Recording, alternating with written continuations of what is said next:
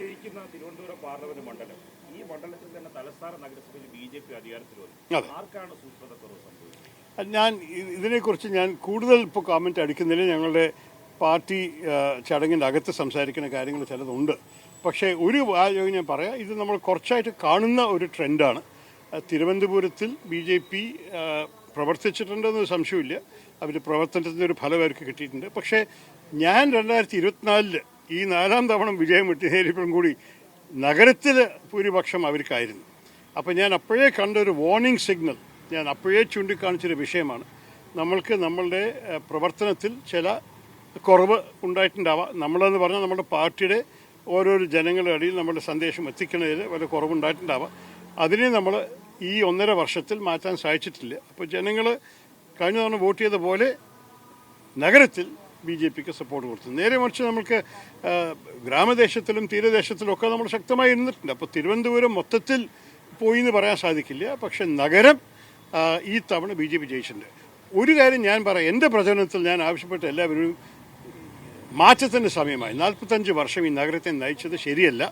നമ്മൾക്ക് പല പ്രശ്നങ്ങളും ചൂണ്ടിക്കാണിക്കാനുണ്ട് ഈ നഗരത്തിൽ. അതിനെ ശരിയാക്കാൻ മാറ്റം കൊണ്ടുവരും. ഞാൻ ആഗ്രഹിച്ചത് നമ്മളുടെ ശബരിനാഥനെ പോലെ യുവ UDF സ്ഥാനാർത്ഥികളെ ജയിപ്പിച്ചിട്ടാണ് ഞങ്ങൾ മാറ്റം കൊണ്ടുവരേണ്ടത്. അതിൻ്റെ പകരം ജനങ്ങൾ വേറൊരു പാർട്ടിക്ക് അവസരം കൊടുത്തു. പക്ഷേ ജനങ്ങളുടെ ആവശ്യം മൊത്തത്തിൽ മാറ്റം തന്നെ ആയിരുന്നു. അതും മനസ്സിൽ വെക്കണം. കാരണം ഈ തദ്ദേശ തെരഞ്ഞെടുപ്പിൽ നമ്മുടെ തിരുവനന്തപുരത്തിൻ്റെ വോട്ടർ പെർസെൻറ്റ് നിങ്ങൾ നോക്കിയിട്ടുണ്ടെങ്കിൽ കഴിഞ്ഞ 3-4 ഇലക്ഷനും കൂടുതൽ ആൾക്കാർ വന്ന് വോട്ട് ചെയ്തിട്ടുണ്ട്. അവർ അത്രത്തോളം മടുത്തു ഈ സർക്കാരിൻ്റെ നഗരസഭ ഭരണം കണ്ടിട്ട്. അതുകൊണ്ട് അവർക്കൊരു മാറ്റം ഉണ്ടായിരുന്നു. ആ മാറ്റത്തിനെ വിലയിരുത്താൻ സാധിച്ച് നല്ലോണം പ്രചരണം ചെയ്ത് എല്ലാ വാതിലും പോയി മുട്ടി വോട്ട് വാങ്ങിയത് ബി.ജെ.പി. ആയിരുന്നു ഈ തവണ. അതിൻ്റെ അർത്ഥമല്ല ഐഡിയോളജിയോ വേറെ വല്ല കാര്യത്തിൽ വേറെ വല്ല വിഷയം വന്നു എന്ന്. എനിക്ക് തോന്നുന്നു ജനങ്ങൾക്ക് മാറ്റം ആവശ്യമുണ്ടായിരുന്നു. ആ മാറ്റത്തിൽ വോട്ട് ചെയ്തു.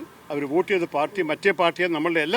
പക്ഷേ ഈ മാറ്റത്തിനും ഈ നഗരത്തെ നന്നാക്കാനും ഞങ്ങളും ആവശ്യപ്പെട്ടിട്ട് ഞങ്ങൾ അതിനുവേണ്ടി നിൽക്കും, അതിനുവേണ്ടി പ്രവർത്തിക്കും. അതൊക്കെ ഞാൻ പറഞ്ഞില്ലേ, പാർട്ടിയുടെ അകത്തിരുന്ന് സംസാരിക്കും.